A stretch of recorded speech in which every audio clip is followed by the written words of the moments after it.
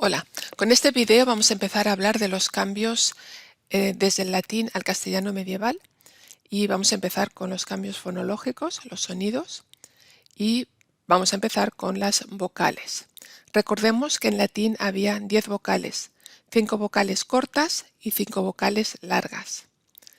Las vocales largas en general son más estables porque al ser largas se oyen mejor, es más difícil que cambien.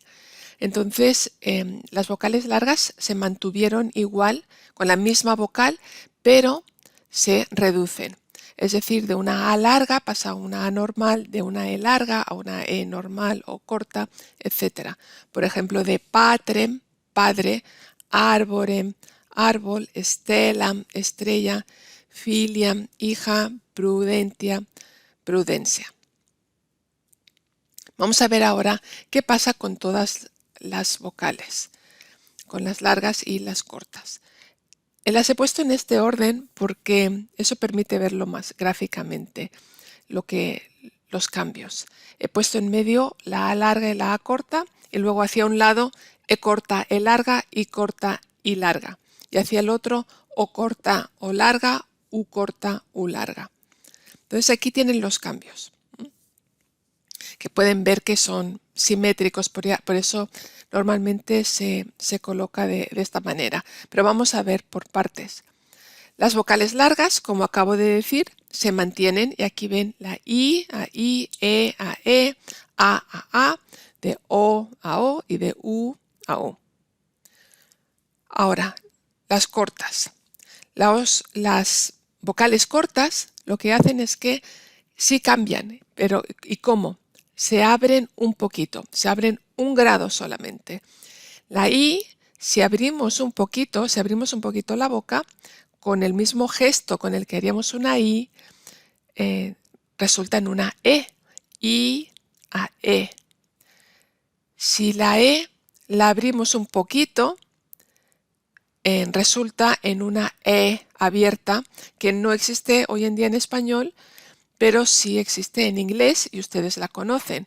Es la E de dress o red, que es una E más abierta que la E del español. Con la U, si vamos al otro lado, si la abrimos un poquito, nos queda una O, y eso es lo que pasó. Y la O, si la abrimos un poquito, nos queda una O abierta que igual no tenemos en español, pero sí la tenemos en inglés en palabras como done, que es más abierta que la O del español. Con la A corta, aún se queda en una A porque la A es la vocal más abierta que tenemos, no la podemos abrir más. Entonces se quedó así. La A no experimentó ningún cambio. Pero ahora, a ver, ¿qué pasa ahora con estas dos vocales que vemos aquí que teníamos en español medieval? La E abierta y la O abierta, que no existen en español. Esas siguieron evolucionando y lo que hicieron fue diptongarse, es decir, convertirse en un diptongo. La E pasó a IE y la O pasó a UE. Pero eso solo pasó en las sílabas tónicas, es decir, las sílabas que tenían un acento. En las otras se evolucionaron a una E normal como la que tenemos ahora y a una O normal, corta y cerrada como la que tenemos hoy en día. Vamos a verlo con ejemplos. Eso es lo que nos ha dado en español la alternancia entre E y IE y O y UE, que lo vemos en muchísimas palabras del español. Fíjense, por ejemplo, tenemos la palabra tierra con el diptongo IE, pero algo relacionado con la tierra es un terreno, terrenal, terrestre con una E. Piedra y tenemos pedregal. Sierra, pero tenemos serrano. Quiero, pero es el verbo querer. Pierdo, con diptongo, es el verbo perder, con una E. Siento, pero es sentir. No decimos sento y tampoco decimos sentir. Y sin embargo están relacionadas, son la misma la misma familia. Con O y UE pasa lo mismo. Tenemos huerto, pero tenemos la palabra hortaliza. Cuello, pero collar. Suerte, pero sortudo. Sueño, soñar. Cuento, contar. Duermo, dormir. Entonces, ¿por qué tenemos esas alternancias que pasan en muchísimas más palabras? Es porque estas provienen de esta O corta en latín que se abrió a la O en español medieval y que evolucionaron a un diptongo, pero solamente cuando la vocal era tónica. Así que tenemos en cuello, la vocal es tónica, la UE es tónica, por eso en esta palabra sí tenemos el diptongo. De O pasó a UE. Sin embargo, en collar, donde está el acento, es en la A, collar. La O es átona, por eso ahí no tenemos el diptongo. Ahora si recordamos los casos anteriores, el que hemos visto antes, en tierra, la IE es tónica, por eso si tenemos el diptongo en terreno, el acento está sobre la segunda E, terreno, por lo tanto ahí tenemos una E y no IE. Por ejemplo, en huerto, UE, porque es la tónica, pero en hortaliza, esa es átona.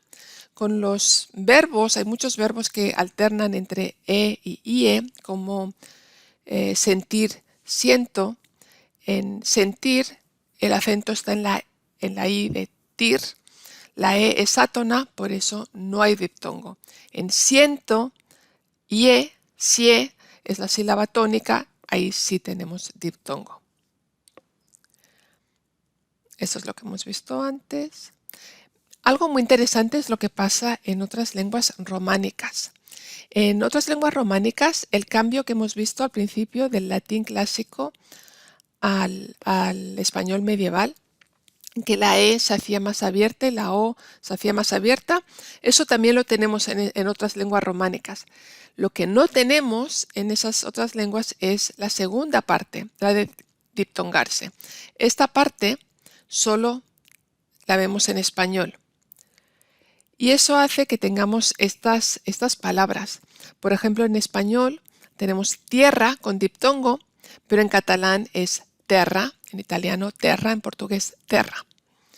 En español fiesta, pero en catalán, italiano y portugués festa.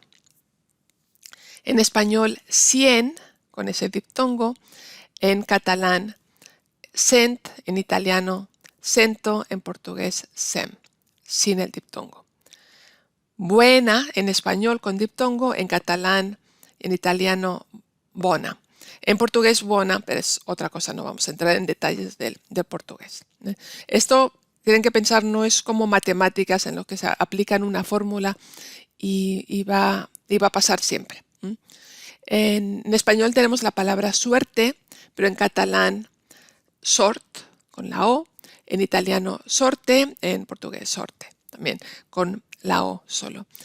Entonces, aquí algo que quiero que vean es que sabiendo español y sabiendo un poquito de historia de la lengua, podemos aprender, por lo menos para reconocer, palabras de otras lenguas románicas, de francés también, catalán, italiano, portugués. Y además esto es importante. Están pensando, pero esto es una clase de español solo. No, es importante. Cuando se empezó a hacer la reconstrucción, la lingüística histórica, que era reconstruir el pasado del español, un método importante es mirar qué es lo que hay en otras lenguas románicas, porque así podemos ver otros momentos anteriores al español. Es como buscar el árbol genealógico de una persona, mirar en sus antepasados. Uno va a fijarse también en los familiares, en hermanos, primos, tíos, ¿verdad? Bueno, pues aquí dejamos este video. Hasta luego.